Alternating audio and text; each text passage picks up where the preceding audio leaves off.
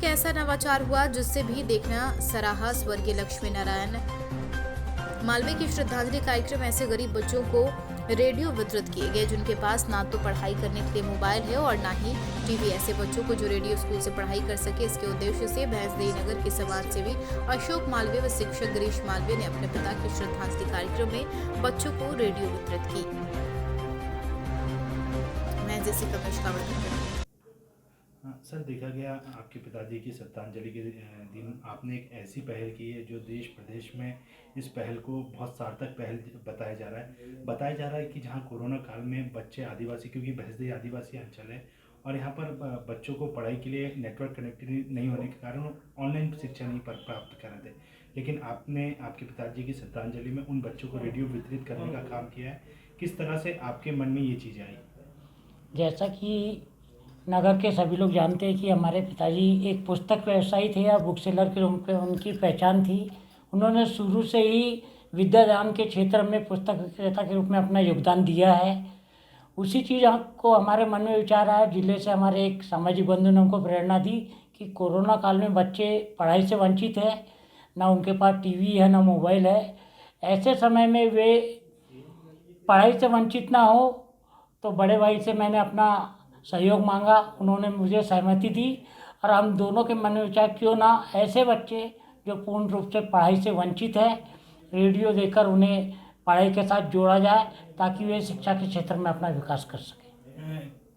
कैसा लगा जिस दिन श्रद्धांजलि कार्यक्रम था, आपने जब बच्चों को वितरित किए? बच्चे, एक चीज़ देखी गई कि बच्चों के चेहरे पर काफ़ी खुशी देखी जा रही थी उस टाइम। निश्चित ही पिताजी के श्रद्धांजलि कार्यक्रम में बच्चों और सामाजिक बंधु और स्वजाति बंधु की उपस्थिति ने हम लोगों को निश्चित रूप से आत्मबल प्रदान किया। अच्छा लगा कि पिताजी को सच्ची श्रद्धांजलि उनके शिक्षा के क्षेत्र में उनका पूर्व का जो संबोधन था उसको देखते हुए रही। निश्चित ही हमको आत्मिक शांति मिली और हमें लगा कि हमने एक सार्थक पहल करके समाज को एक दिशा प्रदान की। कहीं ना कहीं आपकी इस सार्थक पहल से जो जिले के अधिकारी है, शिक्षा विभाग के हो या प्रदेश के हो या देश के हो, वो सभी लोग आपके इस कार्य की तारीफ कर रहे हैं और कहा है कि इसी तरह से आम लोगों ने इसी तरह से सहयोग करते रहना चाहिए।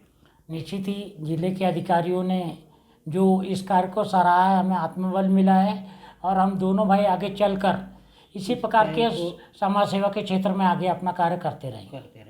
सर, भैंसदेही में एक श्रद्धांजलि कार्यक्रम में जो लक्ष्मी नारायण मालवीय जी की श्रद्धांजलि कार्यक्रम में उनके पुत्र द्वारा देखा गया कि गरीब बच्चों को 20 रेडियो वितरित किए गए।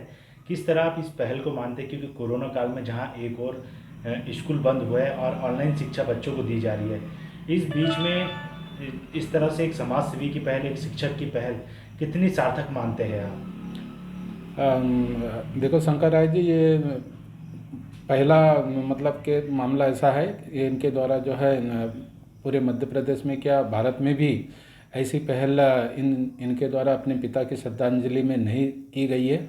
क्योंकि यह बेल्ट हमारा आदिवासी क्षेत्र बेल्ट है, उनको लगा कि श्रद्धांजलि के साथ साथ में हम बच्चों को जो कोरोना काल के दौरान जो पढ़ाई में बाधा उत्पन्न हो रही थी उसके संबंध में हमने सोचा कि बच्चों को 20 रेडियो वितरण कर ये जो आदिवासी बच्चे हैं इससे ये लाभान्वित होंगे और इनके द्वारा जो प्रयास किया गया एक अभिनव प्रयास है।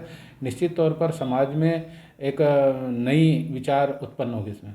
सर, क्योंकि आदिवासी अंचल होने के कारण नेटवर्क कनेक्टिविटी नहीं होती है, जिसके कारण बच्चों की ऑनलाइन शिक्षा नहीं हो पाती है, लेकिन रेडियो वितरित करने से कहीं ना कहीं बच्चे अच्छी पढ़ाई भी कर पाएंगे।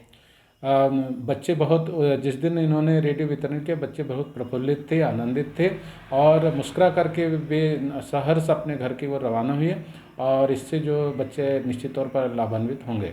सर, जिस तरह से एक समाज सेवी ने ये पहल की है, क्या लगता है आपको कि आगे भी इसी तरह लोगों ने मदद करते रहना चाहिए? मदद करते रहना चाहिए। हमारे बहुत से शिक्षक साथियों ने भी मदद की है, जिसमें जन शिक्षा केंद्र बराहपुर में 20 रेडियो, चिल्कापुर में 5 रेडियो दिए।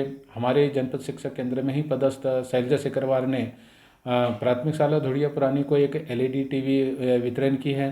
धाबा संकुल में भी शिक्षकों के द्वारा LED टीवी खरीदी गई है, 3 प्रोजेक्टर खरीदे गए। चूँकि हमारा धाबा क्षेत्र बेल्ट जो ऐसा है कि यहाँ पर रेडियो प्रसारण जो है ये अमरावती अकोला पकड़ता है, जिसके कारण उन लोगों ने रेडियो की तरफ ध्यान न देकर के LED टीवी खरीदने का पहल की है।